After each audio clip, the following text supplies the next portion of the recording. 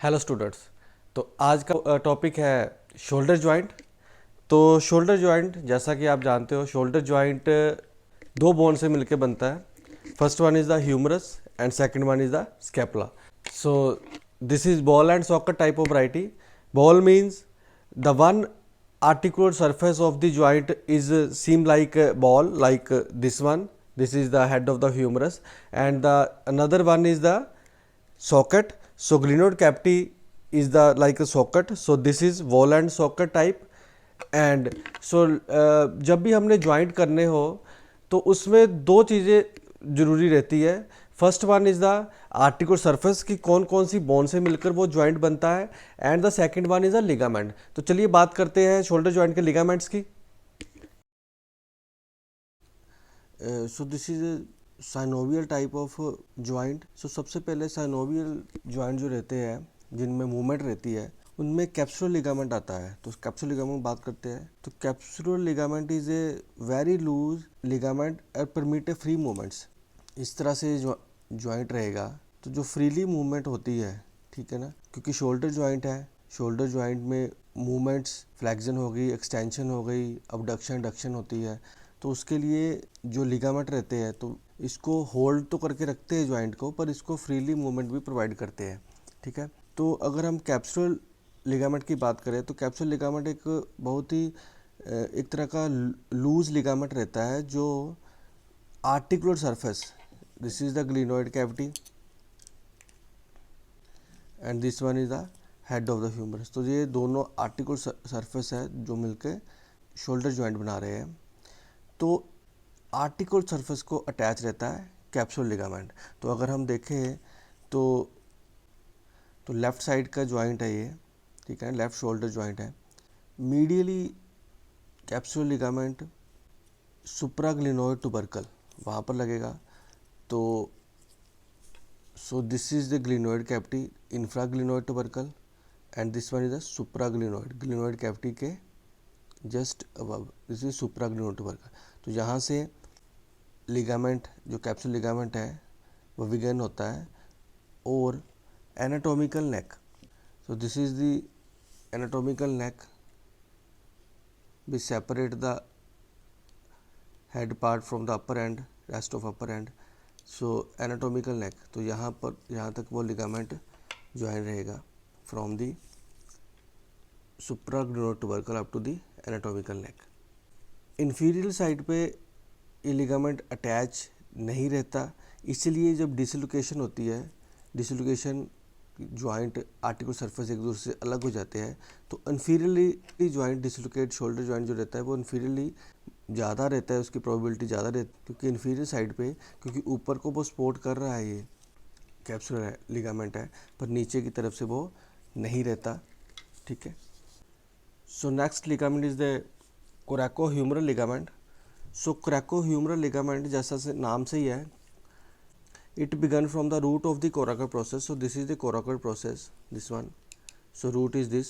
So it extend from the root of the coracoid process up to the neck of the humerus opposite to the greater tubercle. So here, so this is the neck, anatomical neck of the humerus, and this one is the greater tubercle. So opposite greater tubercle, this part. So like this, from the root of the coracoid process up to the neck, like this. So this is the coracohumeral ligament. Okay. Third one is the transverse humeral ligament. Transverse humeral ligament is the ligament present only on the humerus. It is not attached to the scapula part. It forms the bridge on the upper part of the bicipital groove. So this is the bicipital groove, this one, from which the tendon of the long head of bicep brachii passes deep to the ligament. So tendon of the long head of bicep brachii passes from here, and transverse humeral ligament form the bridge like this. Okay. Next is the glenoidal labrum. So glenoidal labrum, it is a fibrocartilaginous rim which cover the margin of the glenoid cavity. So this is the glenoid cavity. So इसके margin को cover करता है like this. तो होता क्या है, यहाँ पर हेड ऑफ द ह्यूमरस लगेगा, तो ये एक तरह की डेप्थ प्रोवाइड करता है ताकि जो जॉइंट रहेगा वो इजीली डिसलोकेट ना हो, ठीक है ना, उसको स्टेबिलिटी प्रोवाइड करता है। सो क्योंकि अगर हम देखें तो ये शैलो है, इतना डीप नहीं है, तो डिसलोकेशन होने के चांसेस ज़्यादा रहते हैं, ठीक है ना। तो इसी को डीप करने के लिए, डेप्थ प्रोवाइड करने के लिए एक रिम यहाँ पर इसके मार्जिन पे अटैच होता है जिसको बोलते हैं ग्लिनोइडल लैब्रम, ठीक है ना। Okay, so this is the glenoidal cavity like this and here it provide the depth and like this. So this form the shoulder joint. तो बात करते हैं शोल्डर जॉइंट के मूवमेंट्स की। तो सबसे पहले flexion movement, this one, if we talk about the right shoulder, so this movement, this is the forward of the arm and the forearm, so this movement is the flexion and this is extension. The next movement is the abduction and the adduction. So abduction means away from the body, so this movement, this is abduction, away from the body, and this is close to the body is the adduction. Next one is the medial rotation and the lateral rotation. Medial rotation in which the mid flexed elbow like this and the forearm moves medially like this. This is the medial rotation and this one is the lateral rotation.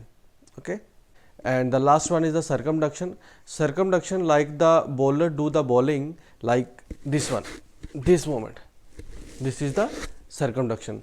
So these are the movements of the shoulder joint: flexion, extension, abduction, adduction, medial rotation, lateral rotation and the circumduction. So keep watching.